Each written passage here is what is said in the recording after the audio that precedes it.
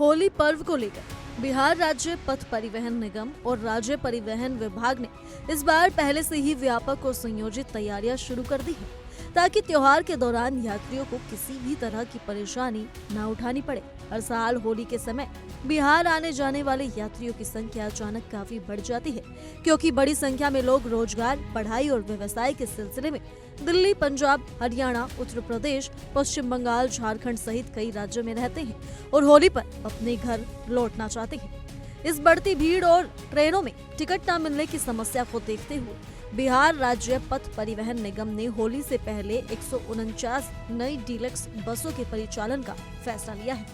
जिनमें 75 air condition deluxe बसें और 74 नॉन एसी डीलक्स बसें शामिल हैं। इन एसी बसों का संचालन मुख्य रूप से अंतर्राज्यीय मार्गों पर किया जाएगा,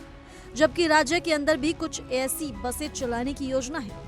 जिससे यात्रियों को आरामदायक और सुरक्षित यात्रा का अनुभव मिल सके। इन बसों के शुरू होने से रोजाना हजारों यात्रियों को लाभ मिलेगा, खासकर उन प्रवासी बिहारियों को जो त्योहार के समय अपने घर लौटते हैं। परिवहन मंत्री श्रवण कुमार ने विभागीय अधिकारियों को स्पष्ट निर्देश दिया है कि जो रूट घाटे में चल रही हैं, उन्हें चिन्हित कर वहां से बसों का परिचालन बंद किया जाए और उन बसों के साथ नई 149 बसों को जोड़कर नए रूटों का निर्धारण किया जाए ताकि बसों का अधिकतम और प्रभावी उपयोग हो सके। उन्होंने ये भी कहा कि बसों के आगमन से पहले ही सभी रूट अधिसूचित किए जाए, जिससे नई बसों का संचालन बिना किसी देरी के तुरंत शुरू किया जा सके।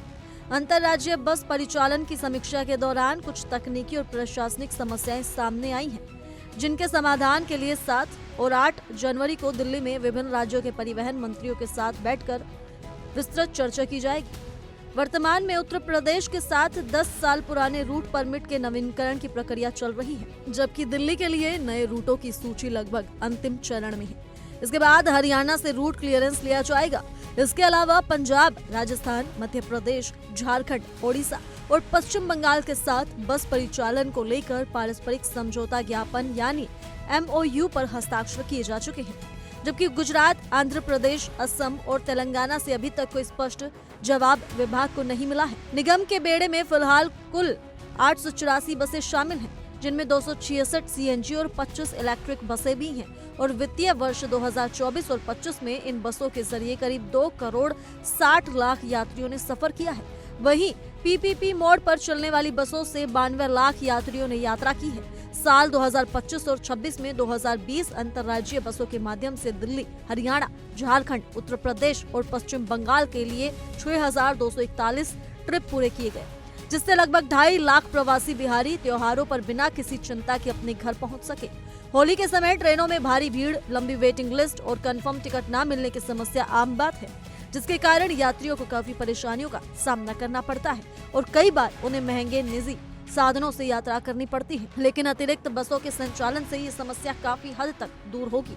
विभाग का मानना है कि इन नई डीलक्स बसों के चलने से लोग समय पर अपने घर पहुंच सकेंगे, परिवार के साथ होली का पर्व खुशी और सुकून से मना सकेंगे और त्योहार के बाद आसानी से अपने कार्यस्थल या पढ़ाई की जगह वापस लौट सकेंगे। सरकार का ये फैसला यात्रियों के हित में एक बड़ा, सराहनीय और दूरदर्शी कदम माना जा रहा है, जिससे होली के दौरान होने वाली अव्यवस्था, भीड़-भाड़ और यात्रा संबंधी परेशानियों पर काफी हद तक नियंत्रण पाया जा सकेगा और आम लोगों को बड़ी राहत मिलेगी। तो फिलहाल के लिए सिर्फ इतना ही। ज्यादा जानकारी के लिए जुड़े रहिए इंडिया डेली के साथ।